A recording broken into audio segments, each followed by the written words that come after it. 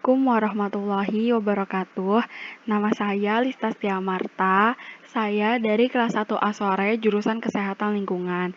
Di sini saya akan mempresentasikan tugas pendidikan kewarganegaraan dengan materi bagaimana dinamika historis, konstitusional, sosial, politik, kultural, serta konteks kontemporer penegakan hukum yang berkeadilan.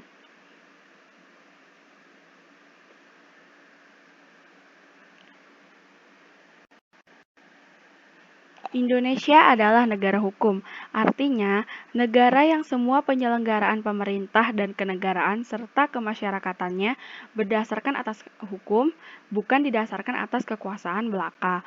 Upaya penegakan hukum di suatu negara sangat erat kaitannya dengan tujuan negara. Menurut Cronenberg dari TKB Sabarudin pada tahun 1975, kehidupan manusia tidak cukup hidup dengan aman, teratur, dan tertib. Manusia perlu sejahtera. Apabila tujuan negara hanya menjaga ketertiban, maka tujuan negara itu terlalu sempit.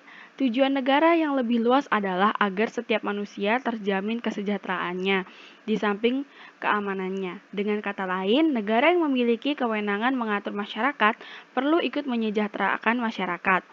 Teori Cronenberg tentang negara hukum ini dikenal luas dengan nama teori negara kesejahteraan. Menurut Cronenberg dan TKB Sabarudin pada tahun 1975, kehidupan manusia tidak cukup hidup dengan aman, teratur, dan tertib. Manusia perlu sejahtera. Bagaimana dengan Indonesia? Negara Kesatuan Republik Indonesia adalah negara hukum, artinya negara yang bukan didasarkan pada kekuasaan belaka, melainkan negara yang berdasarkan atas hukum. Artinya, semua persoalan kemasyarakatan, kewarganegaraan, kepemerintahan, atau kenegaraan harus didasarkan atas hukum. Tujuan negara Republik Indonesia dapat kita temukan pada pembukaan Undang-Undang Dasar 1945, yakni pada alinea keempat sebagai berikut. Untuk membentuk suatu pemerintah negara Indonesia yang melindungi segenap bangsa Indonesia dan seluruh tumpah darah Indonesia, dan untuk memajukan kesejahteraan umum, mencerdaskan kehidupan bangsa, dan ikut melaksanakan ketertiban dunia yang berdasarkan kemerdekaan, perdamaian abadi, dan keadilan sosial. Dari bunyi alinea keempat, pembukaan Undang-Undang NKRI 1945 ini dapat diidentifikasi bahwa tujuan negara Republik Indonesia pun memiliki indikator yang sama, sebagaimana yang dinyatakan Cronenberg, yakni 1. Melindungi segenap bangsa Indonesia dan seluruh tumpah darah Indonesia. 2. Memajukan kesejahteraan umum. Ketiga, mencerdaskan kehidupan bangsa. Dan keempat, ikut melaksanakan ketertiban dunia yang berdasarkan kemerdekaan, perdamaian abadi, dan keadilan sosial.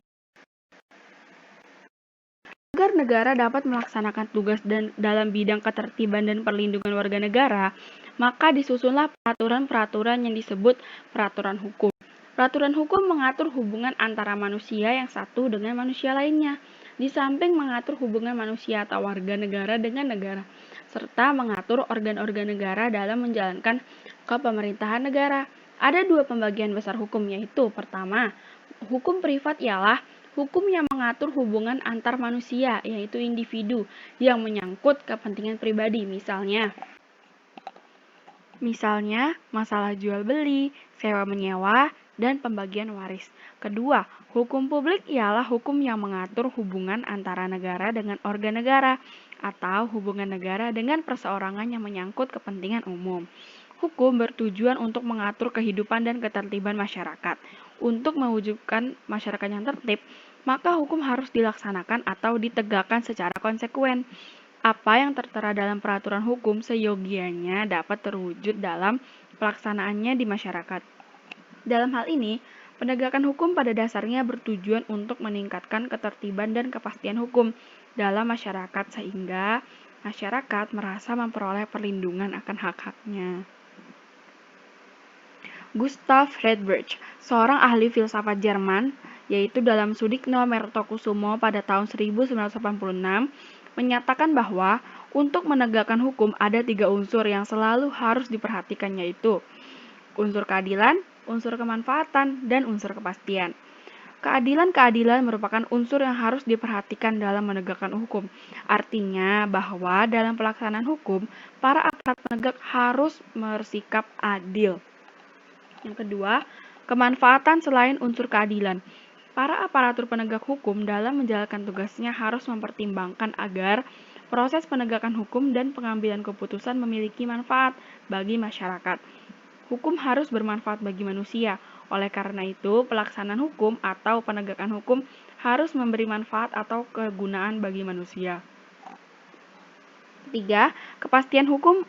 Unsur ketiga dari penegakan hukum adalah kepastian hukum. Artinya, penegakan hukum pada hakikatnya adalah perlindungan hukum terhadap tindakan sewenang-wenang.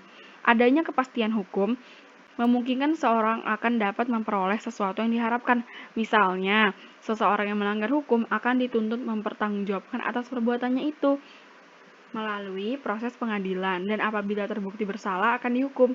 Oleh karena itu, adanya kepastian hukum itu sangat penting.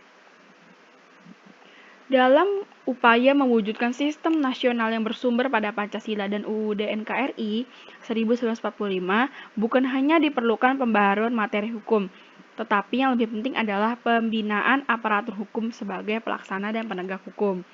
Yang pertama, lembaga penegak hukum untuk menjalankan hukum sebagaimana mestinya. Maka dibentuk beberapa lembaga aparat penegak hukum, yaitu antara lainnya adalah kepolisian yang berfungsi utama sebagai lembaga penyidik, kejaksaan yang berfungsi utamanya sebagai lembaga penuntut, kehakiman yang berfungsi sebagai lembaga pemutus atau pengadilan, dan lembaga penasehat atau memberi bantuan hukum. A. Kepolisian. Kepolisian negara ialah alat negara penegak hukum yang terutama bertugas memelihara keamanan dan ketertiban di dalam negeri. Dalam kaitannya dengan hukum, khususnya hukum acara pidana, kepolisian negara bertindak sebagai penyelidik dan penyidik. Kejaksaan adalah lembaga pemerintahan yang melaksanakan kekuasaan negara di bidang penuntutan. Sedangkan yang dimaksud penuntutan adalah tindakan penuntut umum untuk melimpahkan perkara ke pengadilan negeri yang berwenang dalam hal dan menuntut acara yang diatur dalam hukum acara pidana dengan permintaan supaya diperiksa dan diputus oleh hakim di sidang pengadilan. C. Kehakiman. Kehakiman merupakan suatu lembaga yang diberi kekuasaan untuk mengadili. Adapun hakim adalah pejabat peradilan negara yang diberi wewenang oleh undang-undang untuk mengadili. 2. Lembaga peradilan. Penyelesaian perbuatan-perbuatan yang melawan hukum dapat dilakukan dalam berbagai badan peradilan sesuai dengan masalah dan pelakunya. A. Peradilan agama bertugas dan berwenang memeriksa perkara-perkara di tingkat pertama antara orang-orang yang beragama Islam di bidang A. Perkawinan, B. Kewarisan, wasiat, dan hibah yang dilakukan oleh berdasarkan hukum Islam. C. Wakaf dan sodaqoh. B. Peradilan militer. Wewenang peradilan militer menurut Undang-Undang Darurat Nomor 16 Tahun 1950 yang telah diperbarui menjadi Undang-Undang Nomor 31 Tahun 1997 tentang peradilan militer adalah memeriksa dan memutuskan perkara pidana terhadap kejahatan atau pelanggaran yang dilakukan oleh 1. Seorang yang pada waktu itu adalah anggota Angkatan Perang RI. Kedua, seorang yang waktu itu adalah orang yang oleh presiden dengan peraturan pemerintah ditetapkan sama dengan Angkatan Perang RI.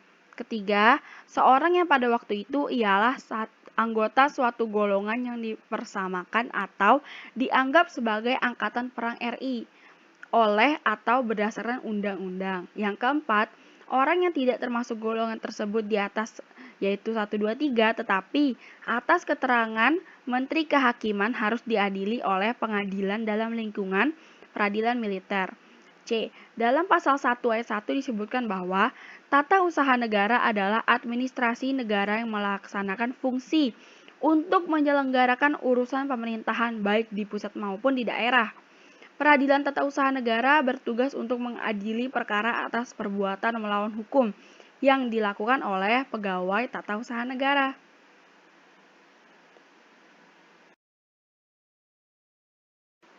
D. Peradilan umum. Peradilan umum adalah salah satu pelaksanaan hukum kekuasaan kehakiman bagi rakyat pencari keadilan pada umumnya. Peradilan umum digunakan beberapa tingkat atau badan pengadilan, yaitu pengadilan negeri, pengadilan tinggi, pengadilan tingkat kasasi, dan penasihat hukum.